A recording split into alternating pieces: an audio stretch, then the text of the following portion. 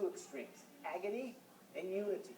Separate from the pain, but in charge of the boat's harmony, is the coxswain. Her voice keeps time and direction. Perhaps no crew in the country this season heard that voice the way Cal Berkeley did. But its rowers were pulling for a cause and listening to an echo. Here's Tom Rinaldi.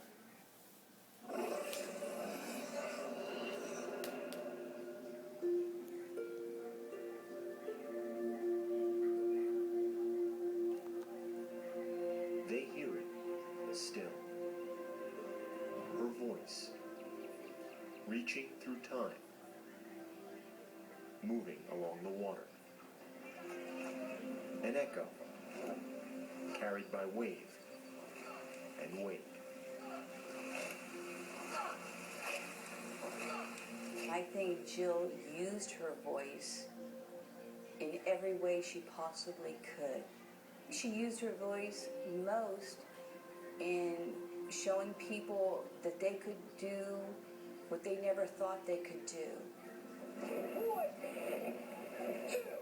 In the sport of rowing, a coxswain holds no oar. It steers the boat and unites the crew. Jill Costello came to Cal Berkeley with two goals: to cox the team's varsity 8, its lead boat, and to win a national championship. Got some tough competition out here. After her junior season in 2009, Costello went to the team trainer with some pain in her stomach. So began the hardest season of her life. She had lung cancer. And by that time, it had metastasized. It was, and the primary site was her lung, but it had metastasized already to her liver, to her bones, to her breast. I remember I stood up, and I couldn't face her. So I had to turn to the wall. And Jill said, hey, there's no whimpering in this one over on. We're not going to allow it. 21 years old, a non-smoker all her life, with no family history of the disease, her odds of survival were 15%. Here's the sign. Headed to the CT scan.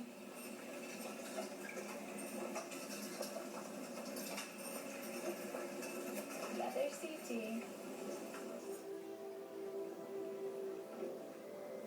No sport is preparation for cancer, but a toughness helps in facing it. And from the start, Costello had it. You just have to take it head on and be as strong as you can, and you'll just get stronger working through it. So that's kind of been my philosophy through this, and it's working so far, so I'm going to stick with it. Through her fight to survive, her two goals never wavered: to cox and to win. She looked at me, it's like, I want to come back. The doctors say it's going to be okay and I can cox. I'm like, right up. Any boat that you're in, believe me, I will put you in that boat because I think you deserve to be there, but more importantly because I think you will give us the best shot to win that race. By March of last year, Jill had endured 14 rounds of chemotherapy. The tumors persisting. Still, on early mornings at Briones Reservoir, she was in the boat and on the water. You could tell she was so tired. She was on so many medications, and she had to give herself shots every day. So she was going through so much. But when she got in the boat, it was time to race. Just Jill stepping into the boat, people are like, whoa, she's battling cancer. I can deal with whatever is going to get thrown at me right now. Perhaps that's why at the Pac-10 Championships that May, Jill reached her first goal. For the first time, she coxed Cal's varsity 8 boat. By the time she made that seat, it was the obvious choice. It was the only choice. She was the person who was meant to sit in that seat. In the boat, Jill's face was puffy, her torso bloated, her feet too swollen for shoes. We were fighting for her all year, and I just thought we had it within us to win, and we were going to do it for her. Cal took the lead from the start. At the midpoint, the rower directly in front of Jill saw something on her face. Her nose starts to bleed.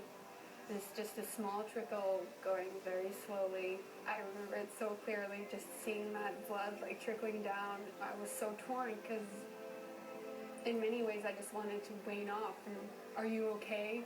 Like, stop the race, this isn't right. It didn't even faze her. She just rubbed it right off, which was just so representative of who she was. She wasn't going to let that stop her. Fighting off a surge from Stanford, Cal crossed the line first. They were Pac-10 champions. And your captain, row for Joe Costello. She wanted it so badly, and I was so happy to see when she got it. And the smile on her face when she held that trophy above her head. She deserved every moment of that happiness. Her first goal achieved. The national championships were 2 weeks away.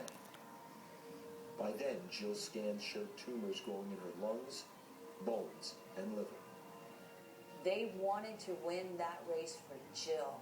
And I think somehow they connected Jill winning the race with beating cancer. If life were scripted, or poetic, or fair, Cal would win. They finished second. The only person not crying was Jill. She really took that second place as if it were a first. She knew the value of every day. She was living and she was with us and doing everything she really wanted to do and be where she wanted to be. Less than a month after that race, on June 24th, 2010, Jill Costello died. She was 22 years old. Whatever the pain has been, and it is more than you can ever imagine, every moment of pain is worth the joy that she brought to me. Every minute of the pain is worth it.